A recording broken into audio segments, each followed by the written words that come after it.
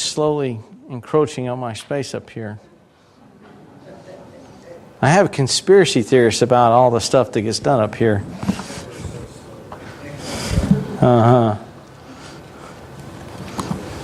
Y'all thought I was nuts there for a minute, didn't you? There's no need to amen that, okay, folks? Galatians chapter 4. Galatians chapter 4, starting in verse 12.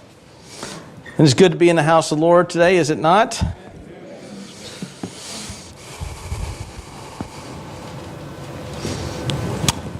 Galatians chapter 4, starting in verse 12. Brothers, I entreat you, become as I am. For I also have become as you are. You did me no wrong. You know it was because of a bodily ailment that I preached the gospel to you at first.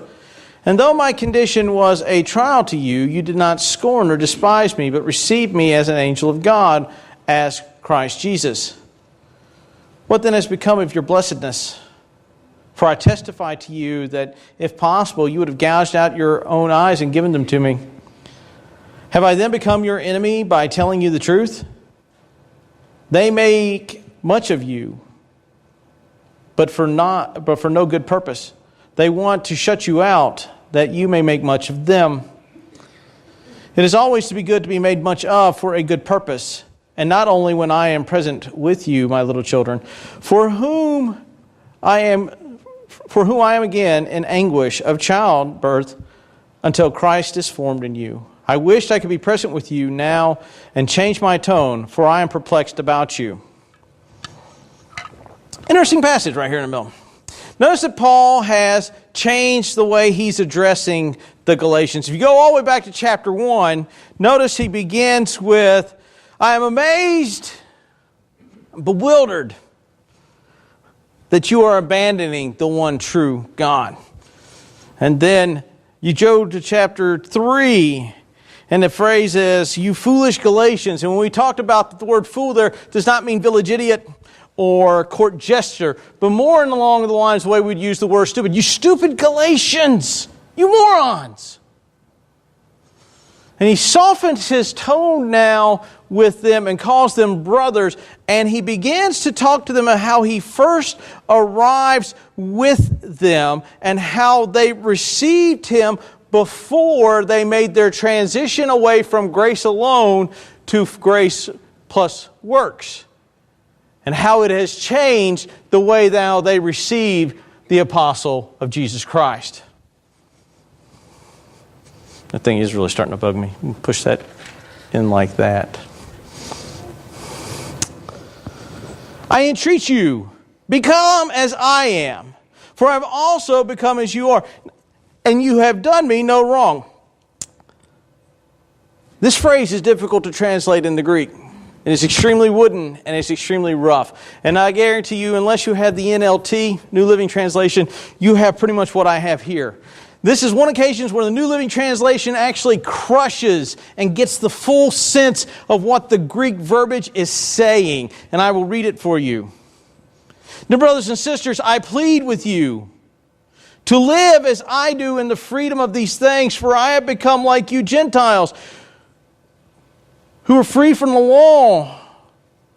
And you did not mistreat me when I first preached it to you. See the difference? Look, I, Paul, who was the Jew of Jews, I, Paul, who was zealous above all my peers, I, Paul, who amongst my peers was head and shoulders above them all, I was the quintessential Jew. I left that behind for the fullness and richness of the glory of Jesus Christ and became like you Gentiles. I cast off this works-based theology. And now I'm asking you, I'm pleading with you, I'm begging you who know this firsthand to come back. Why? Because you have drifted into a works-based theology. I left it because it had no value. I left it because it treated me as a prisoner. I left it because it treated me like a child. And I'm pleading with you who have had it, tasted it, were first brought to you, to return to it. He's approached them theologically. He's approached them directly. He is now approaching them through the plea of a good teacher for them to abandon and come back to the truths they held initially. And then his statement is, "For you have done me no wrong," has this kind of force. You have not done me any wrong when you first heard what I was saying, but now as you are transitioning back or into this faith plus, you are wronging me and you're wronging what was said. Let's take a look. Paul tells them how he comes to see them, and we see this. "You know, because of bodily ailment, that I preach to you the gospel to you first. And through my condition, or though my condition was a trial to you, you did not scorn or despise me. You received me as an angel of God or as Christ." There's a lot of people that write about what Paul's condition was. We just don't know. They think it's an eye condition because of the plucking at your eye and give it to him, but that could just be a colloquialism. And a lot of times when we try to take colloquialisms or figures of speech and force them woodenly, we miss the point. Paul has a disease. Some people believe that Paul had malaria or a very bad case of dysentery or something that would have defiled the individuals and the Judaizers there. That's really the force of what he has. I had a disease. The way you first heard the gospel message come from me is that I had a debilitating illness that was of the case that the Jews would not receive me for fear of this. This is one theory of what he's saying. The other is that he's got something going with the eye, and then again, that would defile somebody else or one of the Jews. And so Paul is saying, but you received me not based upon law. You received me as an angel of God. Or as the Christ Jesus. Why? Look at this. The condition was such that it would bring despisement. So it wasn't something that was easily clothed, easily hidden, easily put away with. Remember a while back I talked to you about legalism and this concept of the faith plus works concept, that it is not very forgiving. I'll give you a classic example. How many of you ever heard of zero tolerance laws? Right? Zero tolerance laws are the antithesis of thinking. They are. They sound like a great thing, but they are the antithesis of thinking. Because what it says is, well, this happened, this is the response. Zero tolerance, I have no discretion in this ability. It's the antithesis of thinking. That's legalism. Grace is thinking. This happened, but there may be a mitigating circumstance, and let me do some investigation and then give my decision. Under legalism, on the whole, forgiveness is based upon whether or not you committed an infraction. And whether or not you were truly repentant upon committing the infraction. Why? Because our salvation is based upon me doing good things and not committing infractions and the work of Jesus Christ. Under grace, forgiveness comes because I was forgiven, therefore I forgive. See the difference between the two? And the Gentiles early on, the Galatians early on, received Paul just like they would have received Jesus Christ, because though while Paul's condition may have made them unclean according to Jewish law, they received him anyway because they understood the concept of grace-based theology and not works-based theology. And here's the problem, folks. You say, well, you keep hitting on this. Yeah, Paul hits on this all the way through chapter 6. Why? Because Paul knows his audience. And his audience is flawed. Anytime we start down the road of faith plus works, anytime we go down the road of legalism, we become less forgiving to the ailments of others. It's easier to walk past the person on the corner and say, well, Simply, he has to pick himself up by his own bootlaces, not knowing the condition that he is in, nor caring as to the circumstances. Why? What was the charge given to Paul and to Barnabas when they left Jerusalem? Do not forget the widows and the poor. And yet under legalism, that's very easy to do. Why? Because, well, they've got themselves in a situation and they need to work themselves out of it. And as long as they want to stay in that condition, my hands are tied. Well, you dug your hole, now you live in it. That's forgiveness based upon the legalistic model. Under the grace-based model, I have been forgiven as the wretch that I am by my Lord and Savior. And therefore, I have a requirement to forgive all who wrong me because I have wronged my God. And for me to withhold that forgiveness is to now not receive or be forgiven from my God. But see, we like the rule side because then we can determine who to forgive. See, it goes back to zero tolerance. See, now I don't have to think. This plus this equals this. You do this, you did this, this is my response. See, we don't have to think about it. And thinking scares a lot of people. That's why we have zero tolerance laws. We don't want to think anymore as a culture. Grace requires us to look at the situation and go, this person wronged me deeply. This person despises me greatly. This person does not fit. But folks, if we were to look at ourselves through the eyes of Christ and see us for what we truly are, not what we think of ourselves, the same dialogue goes on. Imagine this guy. Man, Jesus, if you forgive that guy, do you know what he does? Do you know the things he says when no one's around? Do you know what he wishes to do when people get in his way? And yet you're going to forgive that? Why? Because it's grace-based. Christ dies for us, and our salvation is determined upon the merits of Christ. They received Paul not because of the external looking of Paul's body, but because they understood the grace of Jesus Christ and received Him as though they would have received Jesus Christ Himself. Legalism says no. Legalism says no. I grew up in a church that many of you would be grossly underdressed for. And you would be asked to go home and get a suit and tie or not come back. That's legalism. Did we receive you as one would receive Jesus Christ in that church? Absolutely not. Why? Because your clothes have determined your spirituality, not you.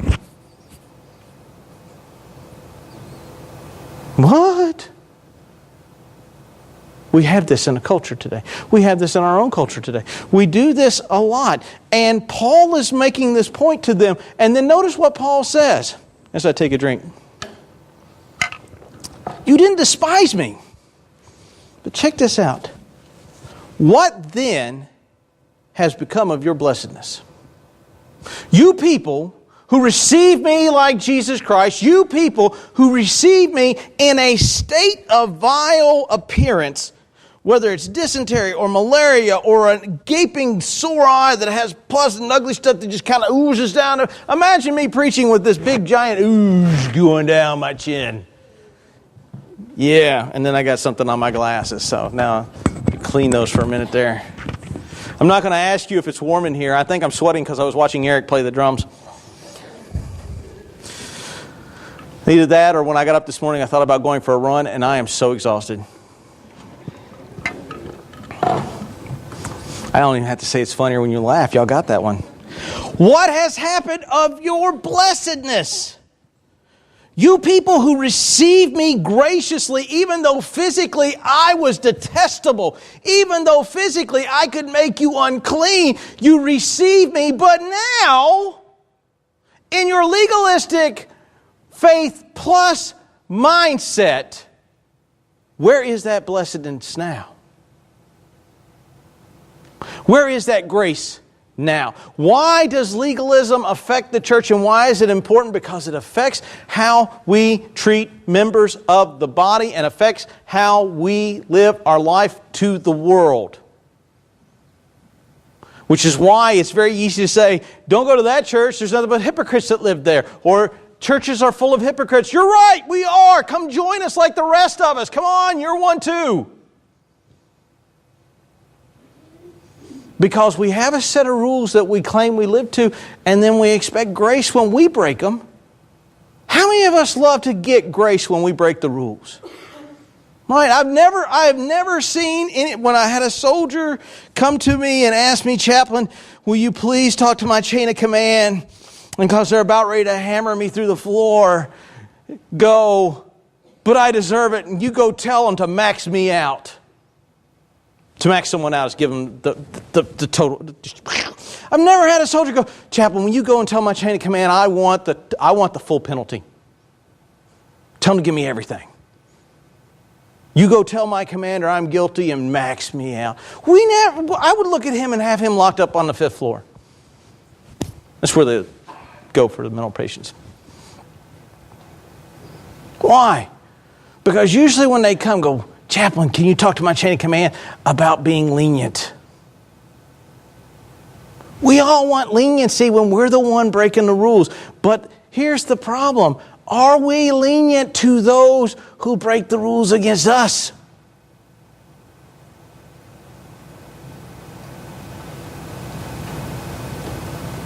Because that's the true test. Oh yeah, I believe in grace when it's about me. Right? And we always tend to be more gracious with people we never know. Have you ever noticed that? We tend to be harder on our families than we ever are on this total stranger. Right? Stranger bumps you with the car. "Oh, it's okay. Don't worry about it. It's all right." Your kid bumps you. "Hey, watch it! You see me standing here, 220 pounds of adult." Not that I'd ever do that in a store. I think I hurt myself, though. What has become of your blessedness? What has become of the spirit you had that received me when I was detestable before you?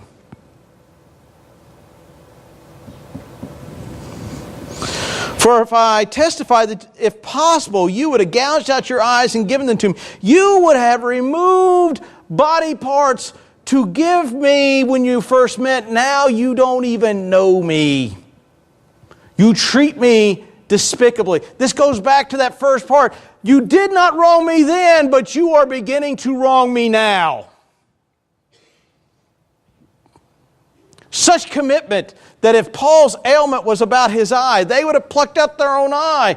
That is the commitment of the community of grace, not of law. What happened to your blessedness? What happened to that level of the fidelity that we had? Well, you've abandoned it. You've left it. You have embraced the thing that imprisons you. You've embraced the thing that makes you a child. You have embraced the thing that requires no thinking. Why? Because all I got to do is keep a checklist. I don't have to think about my relationship with Jesus Christ. I just check blocks. And that is why you have people who have been in churches all their life that know nothing. And if you were in your Sunday school lesson this morning, if you were in 1 John, it kind of talks about how would you introduce Jesus to the world? Well, first of all, that would require that you would know something about Jesus. When I was a machinist, there's two types of machinists. One man who has run one machine for 20 years. Or a man who could run any of the machines in the shop for 20 years. Both use the same name. Both use the name machinist. One is a skilled laborer. The other one is a tool operator or a machine operator. And inside the machinist world, there's a huge difference. Same thing within the Christian world. We have those who come in and are pew potatoes, pow, and they just check off blocks. And we have others that come in and they are grace-based and they seek to learn more about this God who has delivered them and why He would do it. What has happened? What has happened to your blessedness That you would remove your eye when I first got there. Have I become your enemy by telling you the truth?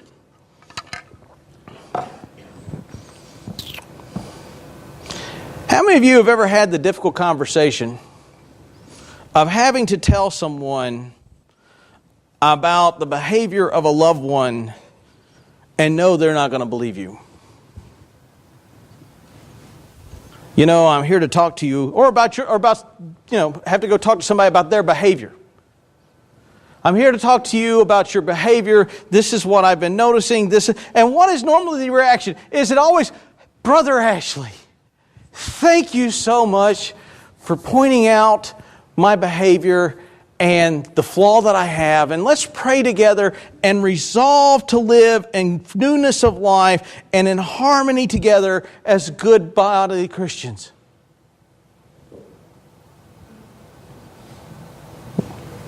That's usually never how the conversation goes. Usually the person feels attacked, does they not? And then in the feeling of attack, how do they respond? They respond with the attack back. They treat the person as the enemy. If you've ever had a serious conversation with family, family's the best one, isn't it? You've got to go put them boundaries up for family, and and now all of a sudden you're the bad guy. You're the bad guy for doing the right thing. Right? How does the family treat you? Wow, I'm so glad you put that boundary up. Oh, you are such a loving son. You're such a loving son. You're such a loving husband. No! They look at you and go, the problem is you. You keep stirring up the pot. I'm just setting boundaries, people.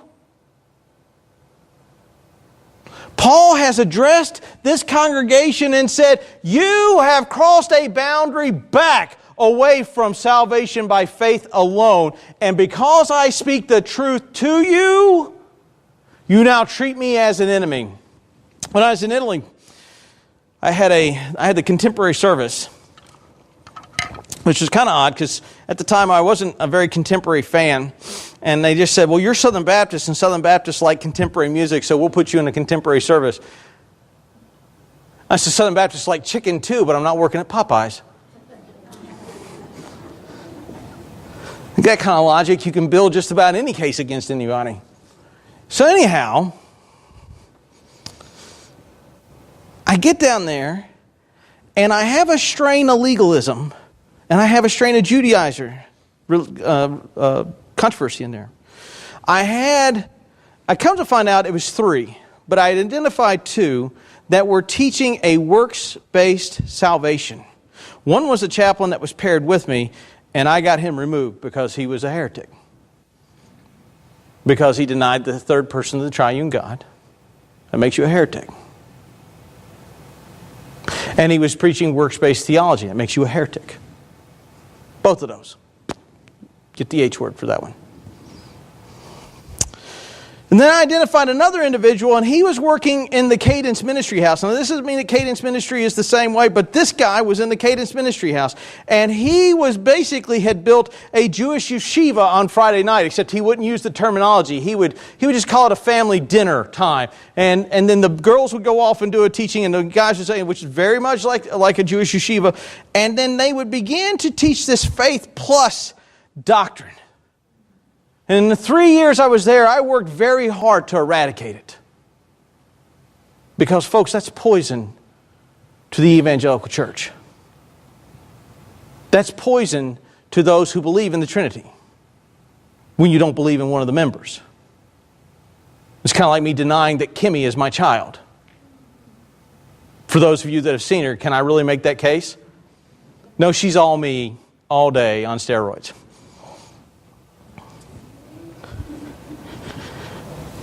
It's kind of hard to deny salvation by faith alone, even if you read James. I worked very hard. And as I left, I thought that I had weeded it out because it's in so destructive manner. But there was one of the members that was laying in wait till I left. And when he left, a good friend of mine who was the music minister fell into that nonsense and converted into that movement and has treated me as an enemy since then, because I present to him the truth every time he comes back with that. It's poison. It poisons churches. It poisons your understanding of Christ.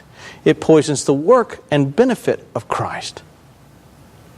Paul's not picking some ethereal argument, some unnecessary point, some difference of something that's not important. Paul is picking something that attacks Christianity at its core and is addressing it to the church and to these individuals, and their response as they've drifted off into it is hostility back to the messenger. Folks, that's usually the response to the truth, is hostility. I have rarely ever confronted someone about their wrongdoing that instantaneously go, "You're right, I'm guilty." They may eventually work their way that way. So Paul's addressing and saying, why am I now your enemy? You know me. I've been with you. You've treated me when I was sick. You had blessedness. And now, because you've drifted away and I confront you with the truth of the gospel message, I am now your enemy? Why is that? They make much of you, but for no good purpose. The legalist, the Judaizer, the faith plus person. They want you in their group, not because it benefits you, but because it benefits them. They are not out for your betterment. They are not out for your knowledge. They are not out for your growth. They are out to imprison you. The sole purpose of them seeking you out is to get you on their team, to where then they can say, but look at how many people agree with us. It's an appeal to authority argument. Look, there's more people that agree with my mindset. Folks, when the Mormons come and knock on your door, they're not looking out for your eternal soul. They say that, but they are not. But they keep coming back, don't they? Week after week after, unless you have a sign up there that says, no, anyhow, I won't go down that road. The legalist, he's not about your betterment. He's about your enslavement.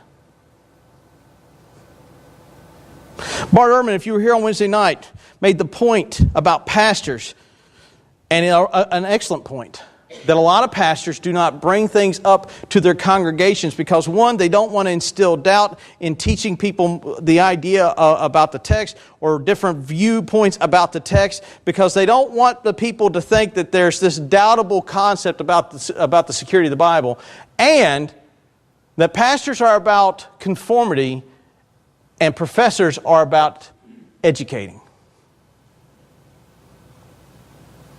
That's a horrific statement to be made back about pastors. Pastors teach the Bible in a way to bring conformity, not education.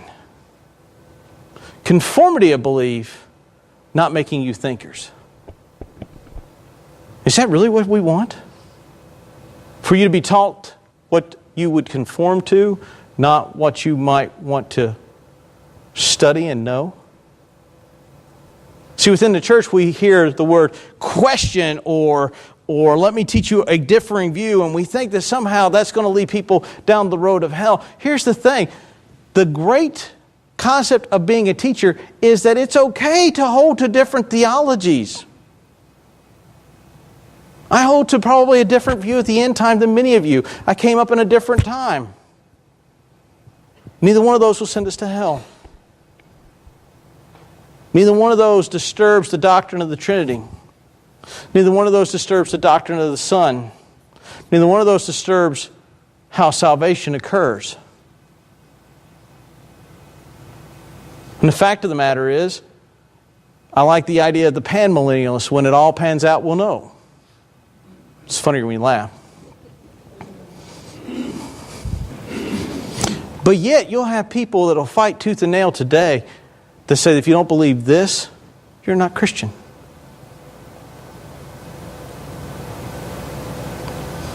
A good teacher would rather you wrestle with the text and know how to defend what you believe than to believe exactly the way the teacher is teaching. I would rather you wrestle with the text and be able to defend why you believe what you believe than just say, well, the pastor said it. See, that's the legalist view. I said it. You must believe it. If you don't believe it, you don't belong to the fellowship. I came out of a very fundamentalist background. We had ways to keeping people in check. Shame, guilt, derision.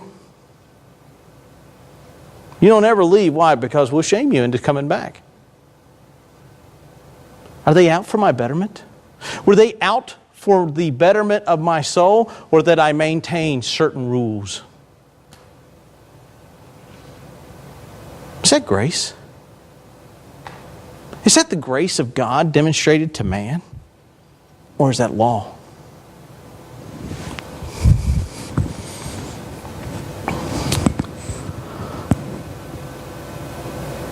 They want to shut you out that you make much of them. The purpose and the whole thing about the legalist is bringing you in to make them more.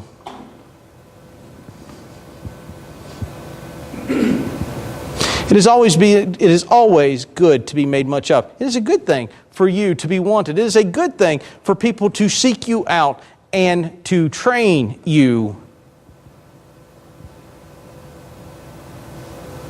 It is not a good thing for them to seek you out to enslave you.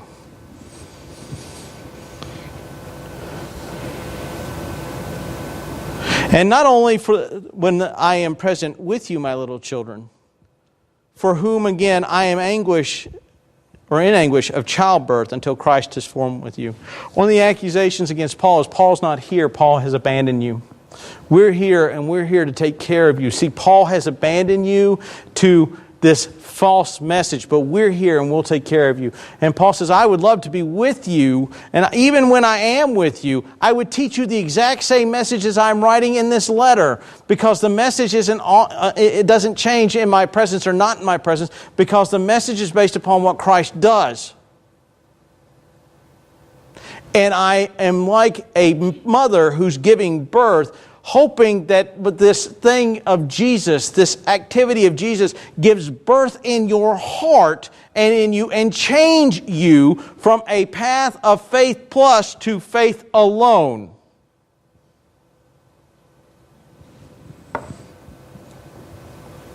I wish I could be present with you and change my tone, for I'm perplexed about you. I still am perplexed at how you could believe a gospel that is not the gospel. I am still perplexed how you could be bewitched by a sorcerer to believe a lie.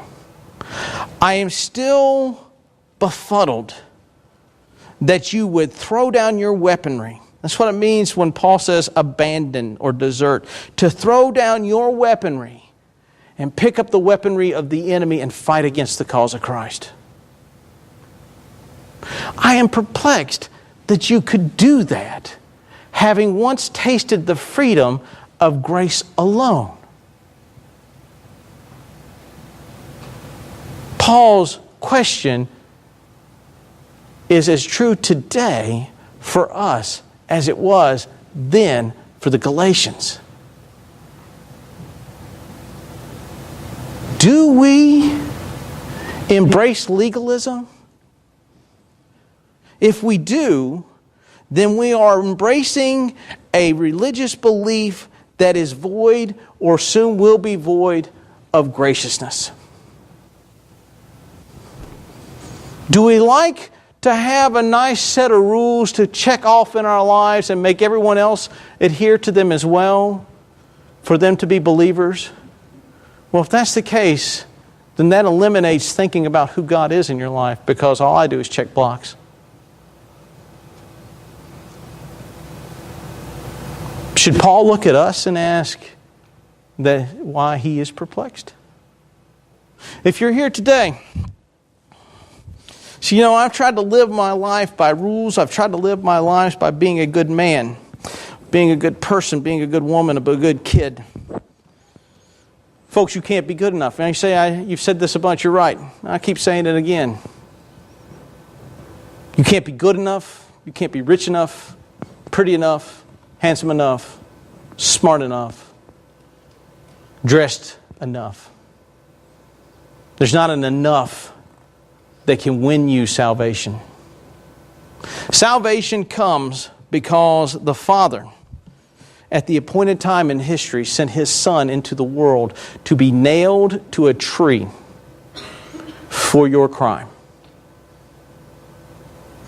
When we begin to do the enough, we cheapen that sacrifice. Are you tired of living the life of enough? If you are, I'll be here at the front as the praise band comes to sing. I'll have my microphone turned off, and me and you can talk about the life-changing experience that awaits where enough is in Christ alone. As the praise band comes to sing.